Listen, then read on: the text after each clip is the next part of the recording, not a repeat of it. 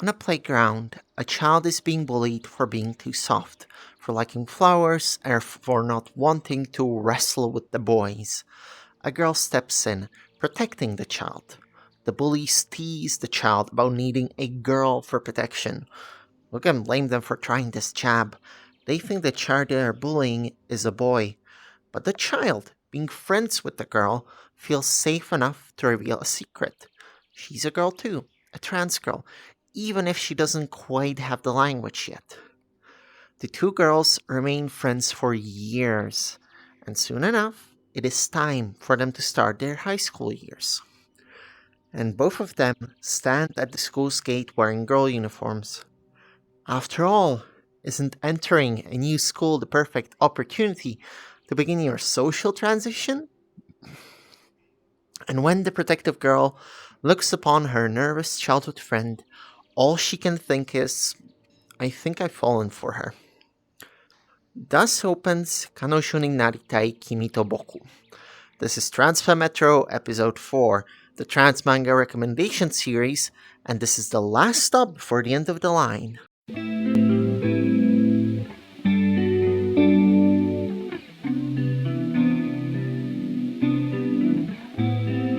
If you are at all familiar with the webcomic Rain, something I will not be covering in this series, but which, now that I've kind of established myself as the trans graphic storytelling girl in terms of coverage, I will eventually have to do a video on, you will be familiar with some of the tonal choices this manga makes.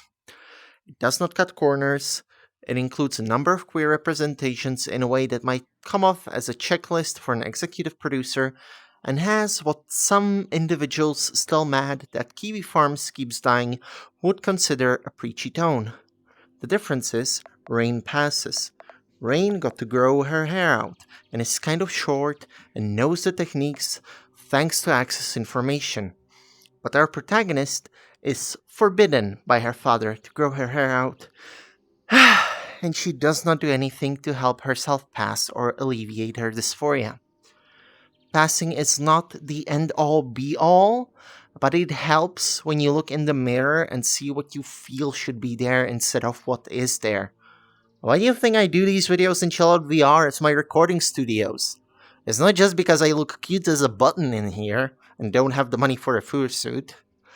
But yes, the manga is affectionately clumsy with certain story beats, but it always puts its best foot forward and is always kind to the queer characters in it. To give you an idea, the very first arc of the manga, the first 5 or so chapters, deal with a girl with a unique sense of fashion latching onto our trans girl love interest because she thinks the trans girl is doing a fashion stunt by wearing the girl's uniform.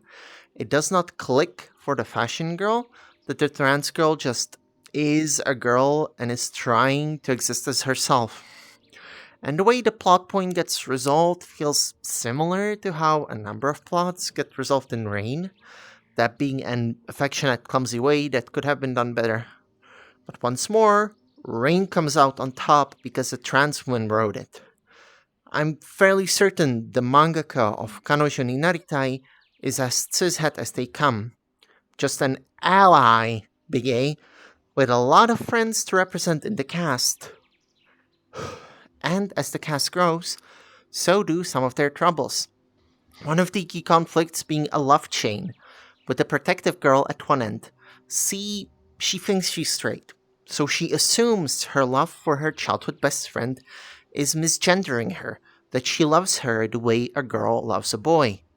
It takes a talk with her asexual homeroom teacher and her lesbian classmate for her to realize that she might be Demi, that she loves the trans girl not because of the trans girl's gender, but because of who she is. And even if she doesn't get to date the trans girl, she still wishes for her to have joy and happiness in her life, because that's what loving someone is all about. But then it turns out that the trans girl is also straight, and she has a crush on the football captain of the school team. She started working as a manager for the team in an attempt to get closer to the guy she has a crush on. But everyone keeps ignoring the fact she's a girl. They treat the physique she has by virtue of nobody in these manga knowing about how medical transitioning works as a boy thing, as a boon, as something that lets her carry stuff on her own while the cis girls get to ogle the boys. Which hurts. She's bearing her soul out for all to see. She's socially transitioning, and it's acknowledged like this, like an oddity, like her being a weirdo. Except for the queer characters, nobody thinks of her or really treats her like a girl. And part of that is that she is a somewhat tall girl that's forbidden from growing her hair out. Because her dad expects her to give up on her air quotes delusions and for her to join society as a salaryman. And I get her so much in this. I've described that I got to grow my hair out during high school. That was in episode 2. But I still didn't socially transition. Because I'm tall and fat and I had nobody who'd have my back, who'd protect me if I did try to socially transition. It's a thing I'm envious of in both Rain and Kanojo. The communities these girls build that watch out for them and help them be themselves. But I still feel closer to the trans girl in Kanojo because of the way she looks. Even though she's wearing the girl's uniform, nobody really acknowledges that she's a girl. And a contributing factor to that is that nobody in these manga knows anything about transitioning outside of the social aspect of it. They think the surgery, then they think you get that in Thailand as an adult, and that's it. I think, if you'd allow me a spoiler, the final few chapters happen after a pretty substantial time skip, like 5 to 8 years, and well, she's still as flat as a board. I was under the impression Japan was shit about bottom surgery due to some anti castration law while demanding it for legal sex changes, but that you can still get hormones prescribed to you by a physician. She says it, as do the two trans ones talking about getting GRS in Thailand in their manga.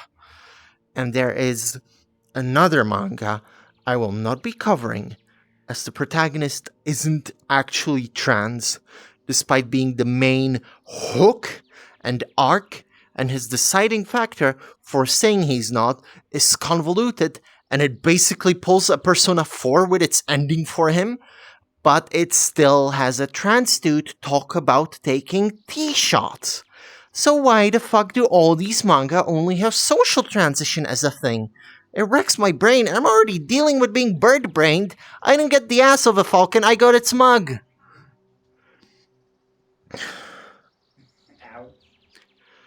Know what? I've already opened the can of worms on this topic. The Republican Party of the United States of America is doing an outright fucking genocide on us, as defied by the Geneva Convention. And I mean all 5 fucking cases! Outright killing us, torturing us physically and mentally, establishing laws and situations that make it terrifying and nearly impossible to be us. Too many countries demand sterilization, and Texas is doing its best to kidnap trans kids from affirming parents to give them to parents that will send them to conversion therapy. So I'm going to talk about the currently accepted global medical transitioning model, the way it affects the legal transition process, and my own experiences with it. The currently accepted format, as established in the WPATH guidelines, is as follows. If a pre-pubertal child is aware of themselves, has supportive parents, and is able to advocate for themselves to set parents in regards to their gender, the child is allowed to begin a social transition. A social transition involves a change in pronouns and name, as well as a wardrobe change. This is the extent of what is done to pre-pubertal trans children. Originally, I had a Yara Zimmerman joke here, but none of y'all know who the fuck that is. If the child continues to assert their gender identity to the onset of puberty, they are given puberty blockers, something done as a compromise to give the child time to figure out their identity. Puberty blockers have existed since 1983 and were originally given to children with precocious puberty. The situation in which a 7-year-old girl gets her period or an 8-year-old boy starts growing a beard Comrade Marx would be envious of. They got it so that they could keep their childhood and enjoy it without stress and worry. This was the idea of giving trans kids blockers. The same justification, let them be kids. And it's fucked up that people against puberty blockers are saying to let kids be kids and not give them puberty blockers. But if the child continues to assert their gender identity, then either at 16 with parental consent or at 18 as an adult, they are prescribed hormone replacement therapy to undergo a puberty associated with their gender. In most countries, as an 18-year-old, and after a year of undergoing said hormone therapy, you can get surgery done. This is the ideal, let's put it, model in terms of medicine. It results in trans people that are basically invisible, but also didn't have to suffer dysphoria from a wrong puberty, meaning they are much healthier mentally. The ideal model in terms of law is that you declare your gender is different from the one currently listed, and that you wish to use a different name, and then these things are changed. Which is not the case. Most countries require some manner of proof of transition for this. A minimum, a doctor's note, usually a confirmation of surgical sterilization. The medical model described earlier is a model supported by numerous medical organizations around the globe, and it is a model I did not get to follow. A lot of the model is predicated on A. Figuring out your shit early, B. Having supportive parents, C. Telling those supportive parents what's going on, and them taking you to the appropriate specialists while there is time to do something, and D.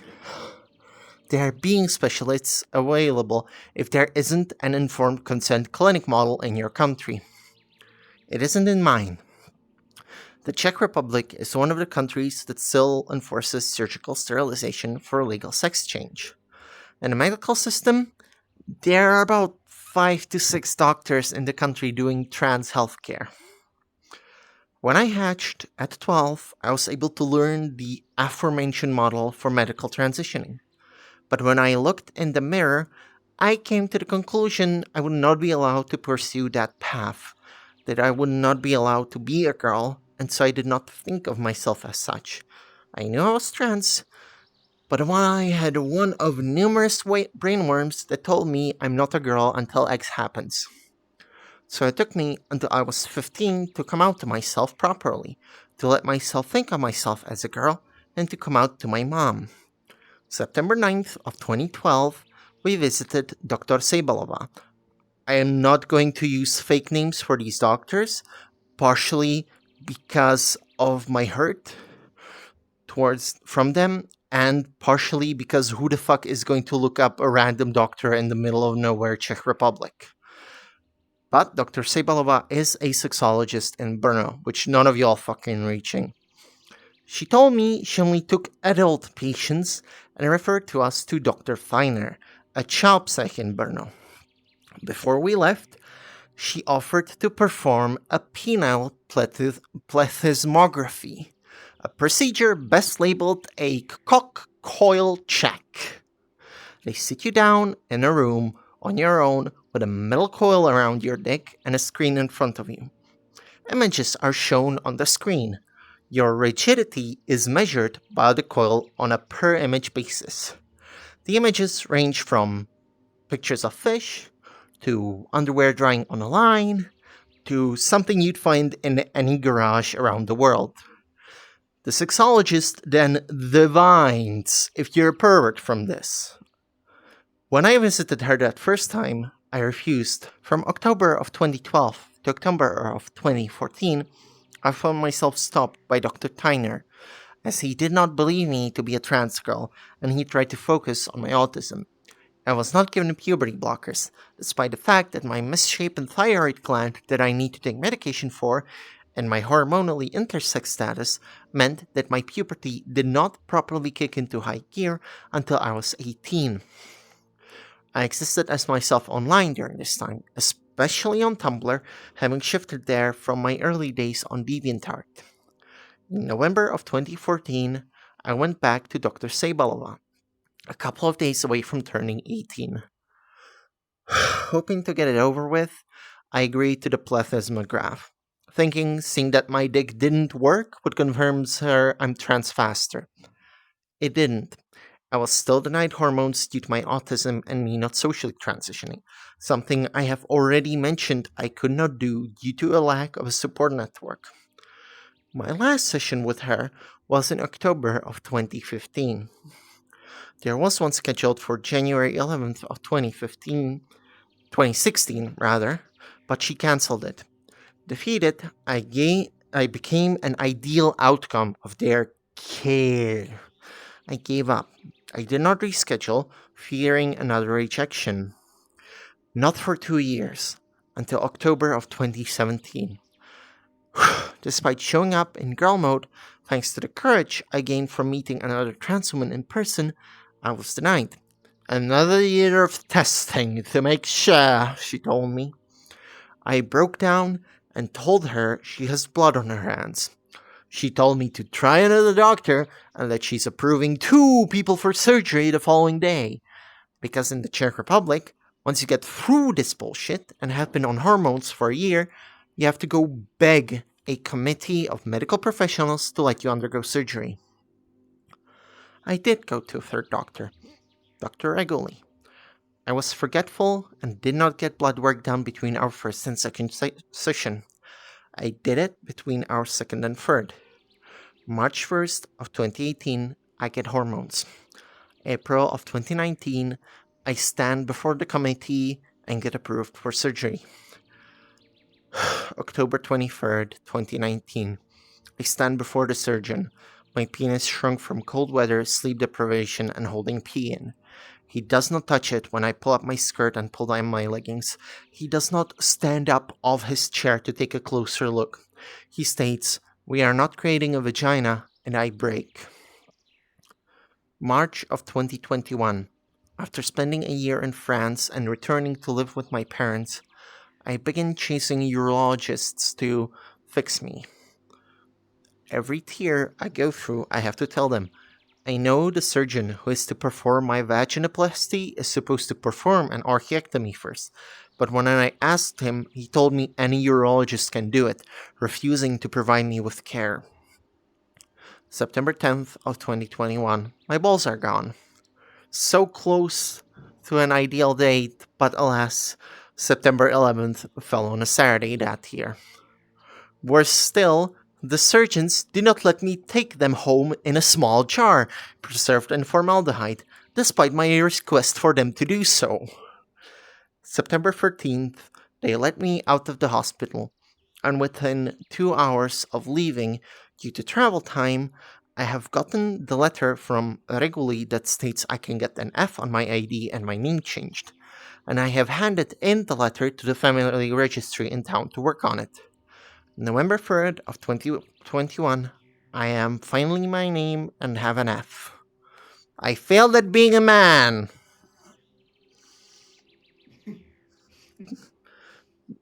Audience should clap.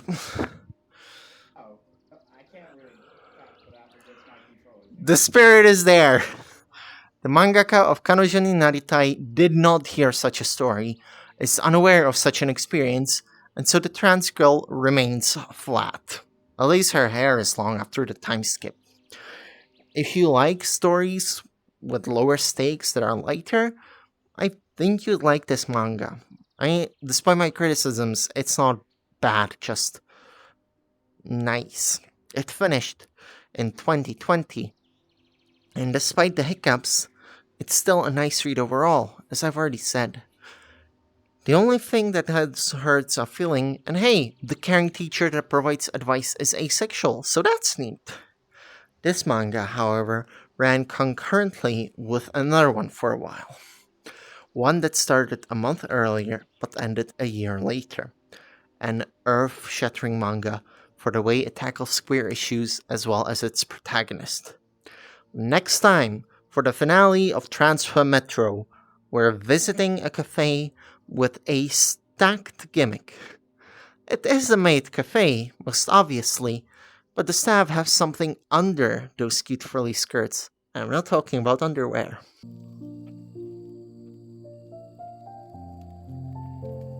Hi! Thanks for watching this video on Kanojo Naritai. It's pretty obscure as far as manga go, but I had fun with it. It's not perfect, but nothing really is, and having at least something nice, it's better than having nothing at all. You know what this part of the video is? It's the Patreon thanks section, as well as the advertising section. Now you see, before we get to the Patreon pledges, which of course will appear on either side of me when I reach them, tomorrow's my birthday. November 29th. That's right, November 29th is my 26th birthday. So, if you'd like to do something nice for me, HIO link to buy something right away, or better, coffee link. Right here, the coffee link. Just send me $5, $10, whatever you feel is appropriate for a birthday present. I especially need it now, considering I only have until the end of the month, until the end of December, to move out of my current housing, and I'm still unemployed, and there isn't like a safe house for me to go, and I still don't make any money to be able to go. So anything to just make the birthday nicer would help, and it would especially help to get me out of this housing situation. So, with that out of the way, I have a Patreon, Coffee, Itch. You can follow me on Twitter, you can follow me on Tumblr, and here are the Patreon thanks. $10, Aurora. Oh, no, sorry, that was my bad. Remember shit. $20, Aurora. $10 are Kaylee the Healer Witch and Phoenix Master Giovanni. $5 is everybody here that I'm very thankful for, supporting me through all this, through all these years, through me shifting from writing to trying to do these video essays. If you like what you're seeing, if you like what you're watching, if you'd like to see more from me, follow me, well, here, or support me on Patreon, especially now. And hey, again, I'm turning 26 tomorrow. I'm a birthday girl. It's the birthday girl, so you gotta be nice to me. It's my birthday, come on. It's my birthday tomorrow. Be nice to me. Please, please, please. Even $5. Like, I wish I didn't have to beg like this. But we live in a capitalist hellscape of a world. And I am not somebody that gets hired. In fact, I had a interview, or will have an interview, depending on when I actually publish this video, today at like 1 p.m. my time, so I have no clue how that went when I'm recording this. I might do an addendum in the description about how it went, but most likely I'll just tweet about it, yeah, or make a Tumblr post, and that's when you'll know if I got hired and if I'm in a better situation. But until then, I seriously depend on Patreon pledges and on coffee donations and on itch purchases. Hell, know what? I'll be nice. I'm gonna make a birthday bundle. All my writing that's currently on HIO for $10. That's it, right? That's a deal, because on its own you have $5 for Gourmet Deviled Eggs, $3, well, $4 for Camp Falcon Nest, $3 for Winter Tales, and then other stuff that's there for very cheap for those $3. So $10, it's a steal for all my writing on itch.io, but it's only if you really want to get something out of it, out of supporting me on my birthday. Otherwise, you can just go on Ichayo. I keep saying Ichayo. Go on coffee and throw me a coffee. Throw me $5, $10, however much you want to give.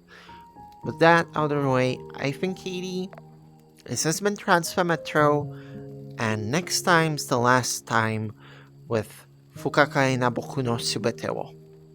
Bye.